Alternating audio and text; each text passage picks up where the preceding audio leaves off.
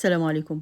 أنا لو قُلت لكم إن أنا جيت أشتري اللفة دي لقيتها غالية أوي، لدرجة إني اتخضيت من السعر، معقولة الشوية دول بالرقم اللي أنتم بتقولوا عليه ده؟ طب أنا بقى عملتهم ب3 كوبايات دقيق ورشة ملح وشوية مَيّة، وسهولة بقى ما فيش بعدها سهولة، أنتم نفسكم هتتفرجوا وتحكموا، ويا ريت بقى تقولوا لي هي عندكم بكام علشان أعرف إذا كان السعر عندي هو اللي غالي والّا هو ده بقى الطبيعي بتاعنا.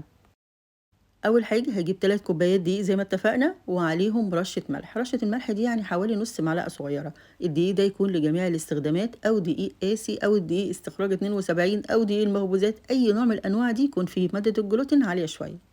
وحضّرت بقى كوباية مَيّة تكون المَيّة فاترة، حطيت نُصّها الأول وقلّبت شوية، وبعدين حطيت الربع التاني في الربع التاني، المهم إن أنا ما احطش الكوباية مرّة واحدة، لإن ممكن الدقيق ما يكونش واخد نسبة رطوبة عالية فياخد مَيّة أقل، يعني الدقيق بيختلف من نوع للتاني. أنا هنا عايزة العجينة تبقى قاسية شوية، يعني ما فيهاش أي سِنّة تلزيق. وهاقعد أعجن بقى مش أقل من 10، 12 دقيقة، هنا بصراحة العجن مهم جدًا علشان خاطر الرقاقة لمّا نيجي نفردها ما تتقطعش مننا، كل ما نعجن كل ما يبقى أحسن كتير. بس طبعًا لو ربنا كريمكم عجّان هياخد منكم 6، 7 دقايق مش أكتر، بعد كده هتبقى جاهزة، شايفينها ما فيهاش أي سِنّة تلزيق إزاي؟ قاسية، يعني أنا عايزاها كده بالضبط. بعد كده بقى مش هاريّحها، أنا هاقطّعها على طول، هاقطّعها ل10 كِوَر عشان عايزة أعمل 10 رقاقات. أيوه شاطرين، أنا سامعاكم وأنتم بتقولوا لازم نريّحها، ما أنا بعد ما هاقطّعها كِوَر من العجين متساوية هاريّحها قد حوالي نُص ساعة، ساعة إلا ربع، يعني كل ما تريّحوها كل ما هتدّيكم فردة حلوة أوي.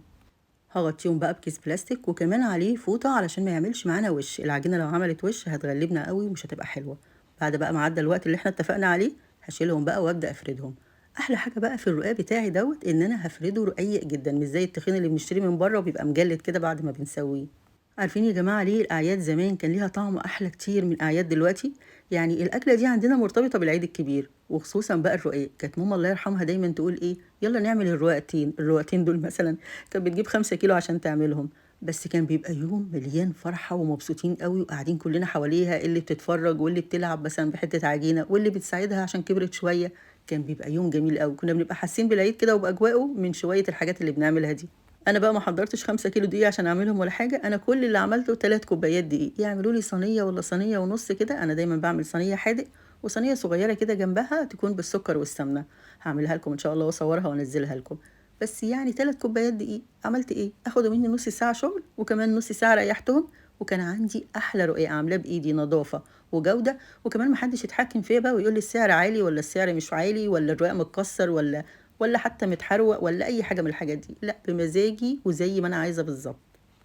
بعد بقى ما فردت الرقاقة كويس أوي، رققتها جدًا، تحتيها طبعًا رشة دقيق ومن فوق كمان رشة دقيق، حبيت بقى أطلّع الرقاق بتاعي كلّه مقاس واحد، ومقاس الصينية كمان اللي هاخبز فيها، فرُحت حاطة الصينية وعلّمت بيها كده زي ما شُفتوا وقطعت بالسكينة.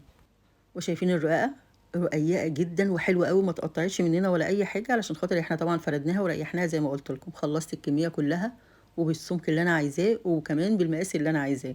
وطبعًا أنتم لو عايزين تعملوا كيلو الدقيق كلّه اعملوه، بيبقى 7 كوبايات تقريبًا، كيلو دقيق بيطلّع لكم كمية كبيرة جدًا، ولو عايزين تعملوا أكتر أو أقل براحتكم خالص. المهم بقى دي الحاجات اللي اتقطعت منها هاقول لكم هنعمل بيها أحلى طبق بعد كده أمّا نخلّص بس.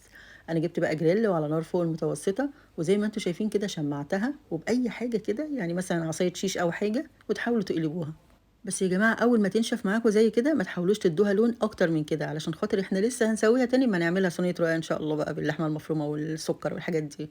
المهم هتاخد حوالي مثلًا نُص دقيقة تسوية، ربع على الناحية دي وربع على الناحية التانية. وطبعًا بما إننا فاردينها على دقيق كتير، فلازم أمسح الجريل كده بمنديل يكون معايا في إيدي على طول أول بأول، عشان الدقيق ده لمّا بيتحرق بيلزق كده في الرقاق وبيدّي طعم مش حلو، فبعد كل رقاقة لازم أمسح الجريل كويس.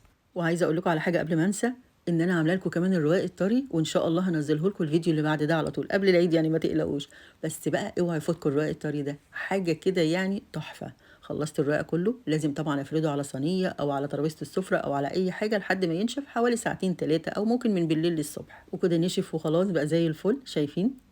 بجد حلو أوي، أنا عايزة أقول لكم إن أنا مش باعمله في الأعياد بس، أنا باعمله دايمًا طول السنة، كل ما بنعوز رقاق باعمله في البيت، سهل أوي وبسيط وب3 كوبايات دقيق، يعني حاجة كده لا تُذكر. أتمنى الوصفة تعجبكم وأتمنى إن هي بقى تشيّروها لكل حبايبكم إن شاء الله علشان الكل يعمل الرقاق على العيد، وكمان مستنية رأيكم في التعليقات عشان تقولوا لي الرقاق عندكم بكام، وإذا كنتم هتعملوه ناويين يعني والّا لأ، ولو عايزين أي حاجة وقفت قدامكم قولوا لي ومن عينيا، ده غير الرقاق الطري اللي هانزّله كمان، وهنعمل أحلى صواني بقى في العيد، وكل سنة وأنتم طيبين.